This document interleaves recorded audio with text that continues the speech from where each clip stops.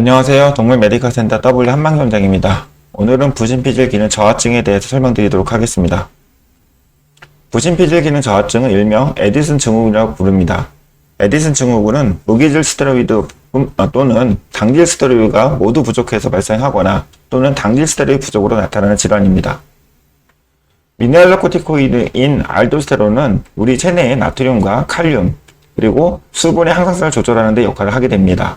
주로 신세균관에 작용해서 근위세균관을 통해서 나트륨과 CL을 재흡수하고 원인세균관에서는 나트륨을 재흡수하면서 칼륨을 배설하게 됩니다.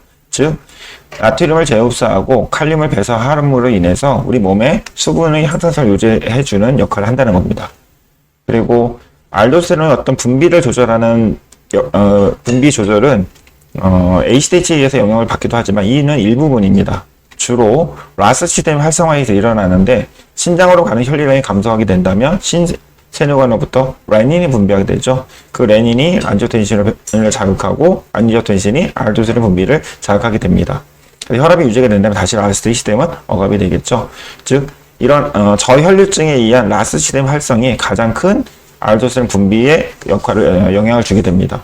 또한 하이퍼칼레미아, 즉 고칼륨 혈증이 있다면 칼륨을 배설시키기 위해서 알도스테론 분비되는 걸 알려져 있습니다.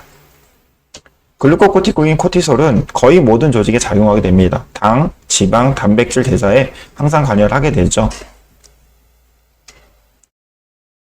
부신피질의 해부학적 구조입니다. 맨 바깥층에는 사구층이 있게 됩니다. 사구층에서는 알도스테론 분비하게 되고요. 가운데층은 다발층입니다. 다발층에서는 글루코코티코이드가 합성 분비됩니다.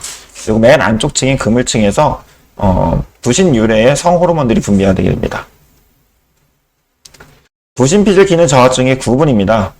첫 번째는 원발성 부신피질 기능 저하증이고요. 두 번째는 속발성 부신피질 기능 저하증입니다. 세 번째로는 원발성 비정형 부신피질 기능 저하증이 됩니다.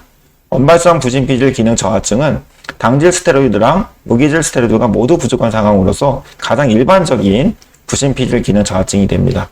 속발성 부신피질 기능 저하증은 당질 스테로이드 부족만으로 주로 발생하게 됩니다.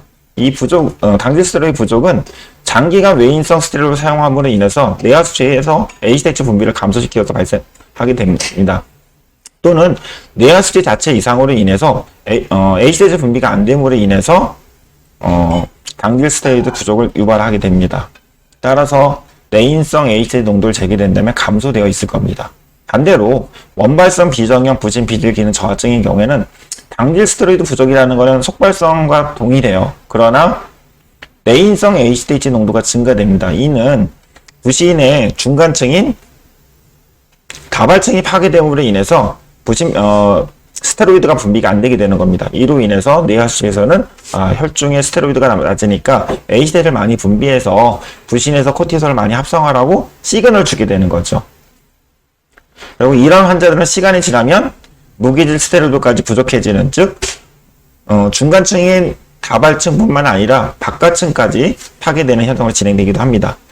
가끔은 진행이 되지 않는 개체도 있어요. 단 스테로이드만 즉 당질 스테로이드만 부족한 상태로 계속 지속되는 경우도 있다라는 거, 그걸 좀 알고 지냈으면 좋겠습니다. 품고입니다. 4에서 6년령에 주로 많이 발생하는 거 알려져 있지만 2개월령, 즉 어린 연령에서도 발생하고 12년령처럼 고령에서도 발생할 수 있다라는 거, 즉 어떤 연령에서도 발생할 수 있다라는 걸 알고 계시면 되고요. 수컷보다는 암컷에서 좀 더 많이 보고가 되었고 발병률은 쿠싱 증후군보다는 훨씬 낮습니다. 그렇기 때문에 일반적인 질환은 아니죠. 임상 증상은 기운이 없고 식욕 감소, 식욕 결핍 또는 구토 설사 이런 증상이 있다가 대증 처치받으면 좋아지고 또 얼마 지나면 또 이런 증상이 나타나고 이런 것들을 반복하는 경우가 있습니다. 그리고 잘 안 먹으면 이제 나중에 체중 감소가 생기고 그다음 피부 털이 윤기가 없어지는 현상이 생기게 되고요. 또는 저나트륨 혈증이 있다고 한다면 떠는 증상, 우리가 쉬버닝이라고 하는 떠는 증상을 계속 가져가게 되죠.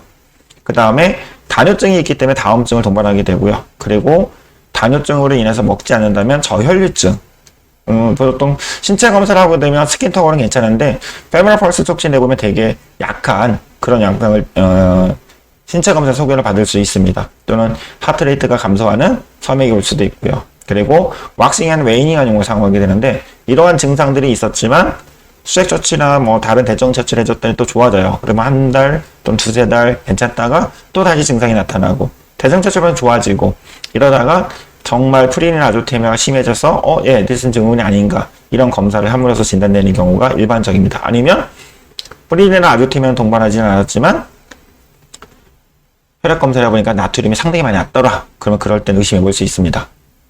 임상병리학적 결과인데요.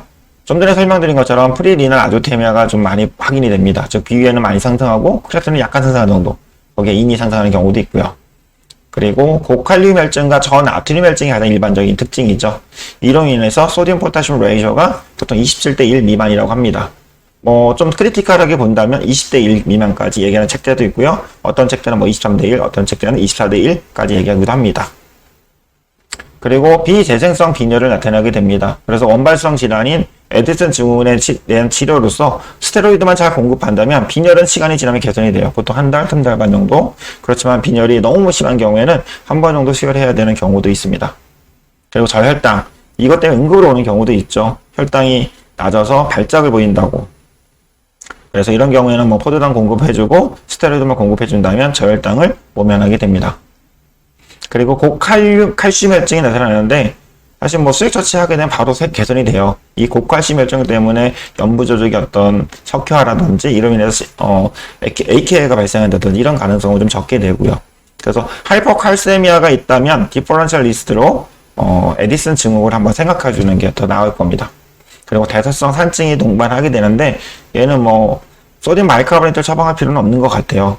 수액 처치만 잘 해주면 대부분 대사성 산증은 교정이 됩니다. 그리고 요온 융착 능력이 감소되어 있어서 요 비중이 1.010에서 1.025 정도 나타나게 됩니다. 그리고 알부민, 콜레스테롤, 글루코즈가 감소하고 저혈류증의 증상인 간이라든지 심장이 작아 보이기 때문에 간 기능이 많이 감소한 질환과 혼돈이 될 수 있어요. 그래서 그런 거 좀 주의를 할 필요는 있습니다. 그 다음 방사능학적 검사인데요. 마이크로카디아라든지 CVC가 플랫은 되어 있든 이건 사진을 보면 더 잘 이해를 할 것 같아요.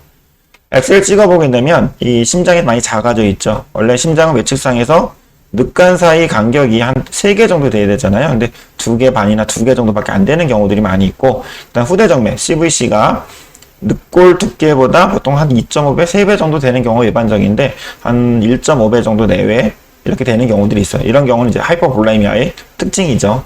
또한 식도 확장증, 여기에 식도가 확장되어 있는 경우도 있을 수 있습니다. 그리고 마이크로 헤파티아, 소관증이죠. 소관증처럼 간이 좀 작아져 있는 경우. 사실 이건 혈류량의 감소 때문에 소관증이 온 거죠. 그리고 초음파를 본다면 양쪽 부신이 작다라는 거.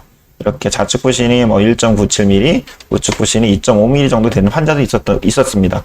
즉, 정상적으로 한 3에서 한 6mm 정도 얘기하잖아요. 근데 3mm 이하라고 한다면 에디슨 증후군을 일단 의심해 볼 수는 있습니다. 이럴 경우 호르몬 검사를 했다면 아직은 정상으로 나오는 경우도 있으니까 그건 좀 주의를 해주시고 계속 지속적인 팔로우업이 좀 필요할 것 같습니다.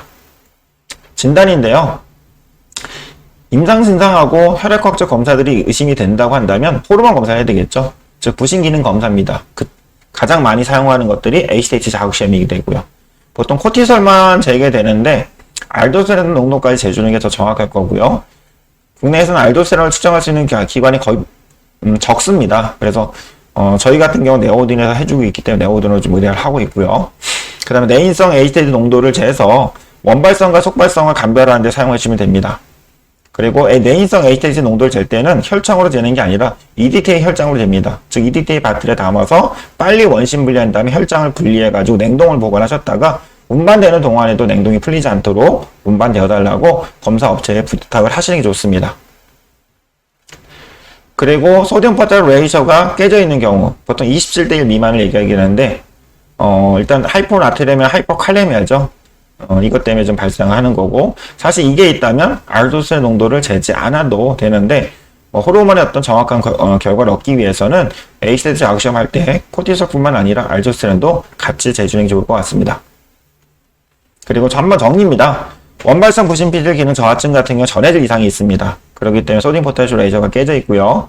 그리고 HDH 자극 시험을 하게 되면 코티솔과 알도스테론 둘 다 감소하죠. 그리고 내인성 HDH 농도는 증가되어 있습니다. 근데 반면에 속발성 부진피질 기능 저하증은 코티솔만 감소한 거기 때문에 전해질은 정상이 되고, 그 다음에 HDL 자극시험 했을 때도 알도스테론 정상이고 코티솔만 감소합니다. 그리고 내인성 HDL 정도가 감소한다는 게 특징이죠. 그러나 원발성 비정형 부신피질 기능 저하증도 당질스테론만 부족한 경우잖아요. 그래서 전해질은 정상이고 알도스테론 농도도 정상이 됩니다. 그렇지만 HDL 자극시험을 하게 되면 코티솔은 감소하고, 이 코티솔의 감소 때문에 뇌하수지에서 HDL 분비가 증가돼요. 그렇기 때문에 이것도 원발성이라고 분리된 거고, 아직 전해질 이상을 동반하지 않았기 때문에 비정형이라는 용어를 붙이게 된 겁니다. 그 그림을 좀 더 본다면 양쪽에 이 부신피질 중에서도 세 개층이 따로 있잖아요. 여기 바깥층이라든지, 그 다음에 중간층, 그 다음에 속층이 있는데, 중간층에서 코티솔이 만들어집니다. 이게 먼저 파괴가 된 거예요. 이게 비정형의 특징이고, 시간이 지나면 바깥층도, 조나클로메르층도 파괴가 돼서 알도스테론을 감소할 수는 있습니다. 치료입니다. 치료에는 DOCP, 즉 미네랄 코티코이드가 첫 번째 선택이 되겠죠. 그리고 두 번째로는 글루코코티코이드. 일반적으로 미네랄 코티코이드인 제품만 투여하더라도 문제는 없습니다. 근데 글루코코티코이드가 부족하게 되면 생기는 문제점들이 있더라고요. 그래서 저는 글루코코티코이드도 나중에 촉발해주고는 있습니다. 미네랄 코티코이드의 가장 대표적인 약물들은 DOCP죠. 데스옥시코티코스테론 피발레이트라고 하는 제품이고요. 여기에는 퍼코틴 V랑 자이코탈이 있습니다. 퍼코틴 V는 노바티스에서 나온 제품이고, 자이코탈은 데크라에서 나온 제품이죠. 최근까지는 국내에 데크라를 수입해준 업체가 있어서 이 약을 그래도 잘 공급을 받았지만, 최근에 그 업체를 통해서 공급을 받지 못하는 부분으로 인해서 일단 공급상의 문제는 있습니다. 하지만 갖고 있는 병원들이 꽤 있을 거니까 잘 사용하시면 될 것 같고요. 한 바이알에 4ml이 들어있습니다. 그리고 100mg, 즉 ml당 25mg 들어있죠. 그리고 이니셜 도스는 2.2mg per kg입니다. 보통 IM을 권장하는데 자이코탈이 나온 다음부터는 SC도 가능한 걸로 알고 있습니다. 그리고 간격은 25일이지만 간격은 보통 17일부터 그 이상 60 며칠까지도 개체 차이가 있습니다. 그래서 그거는 전해질 농도를 측정해 주시면서 그 인터벌이라든지 용량을 조절해 가시면 되겠습니다. 저 같은 경우 보통 4주, 5주째로 투여하는 경우를 많이 사용하고 있고요. 그 다음에 플루드로코티선인데요. 이건 경구제입니다. 플루인네프라는 제품이고요. 한 정에 0.1mg이 들어있습니다. 이 플루드로코티선은 글루코코티코 성격도 약간 가지고 있어요. 그래서 글루코코티코이드가 하고 미네랄코티코이드 비율을 보면 10대 250 정도. 따라서 글루코코티코이드인 프레디솔론을 처방하지 않아도 유지가 되는 경우가 많이 있습니다. 이니셜 도스는 0.02mg per kg day로 피고입니다. SI도 처방해도 되고 이걸 나눠서 BID로 처방하셔도 상관은 없습니다. 근데 단점은 매일 먹어야 되는 거잖아요. DOCP 같은 거는 일정 간격에 한 번 정도 투여하면 되기 때문에 그런 편의성은 있습니다. 그리고 플루드코티선은 장기적으로 사용해 봤을 때 잘 유지되는 개체도 있지만 저나트륨 혈증을 갖고 가는 케이스들이 보통 한 50에서 한 70% 되는 것 같습니다. 그래서 사료에다가 소금을 일정량 첨가해서 나트륨을 정상하게 만드는지 그런 시도도 하고 있습니다. 근데 이런 게 좀 불편하다 보니까 최근에는 DOCP만 주사하는 경우가 더 많죠. 그리고 글루코코티코이드는 프레디솔론이죠. 우리가 소론도라는 제품을 많이 사용하고 있고 한정이 5mg짜리죠. 보통 0.1에서 0.25mg per kg per day 정도를 SID 아니면 이틀에 한 번 또는 3일에 한 번 또는 일주일에 한 번 저용량을 투여해 주시면 됩니다. 근데 이제 이 저용량을 투여했는데도 다운 변혈증이 있다면 조금씩 줄여가면서 다운 변혈증을 좀 가능하면 줄여주시는 게 좋을 것 같습니다.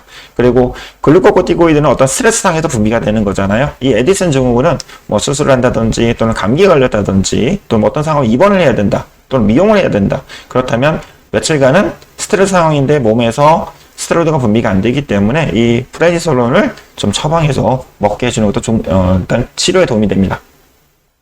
예후인데요. 예후는 상당히 양호합니다. 평생 동안 미네랄 코티코이드랑 글루코코티코이드를 투여해주면 되는데요. 대부분 이 에디슨 증후군 때 사망한다기보다는 다른 질병이 발생을 해서 사망하는 경우가 더 많습니다. 네, 지금까지 시청해서 감사하고 오늘은 에디슨 증후군에 대해서 정리를 해봤습니다.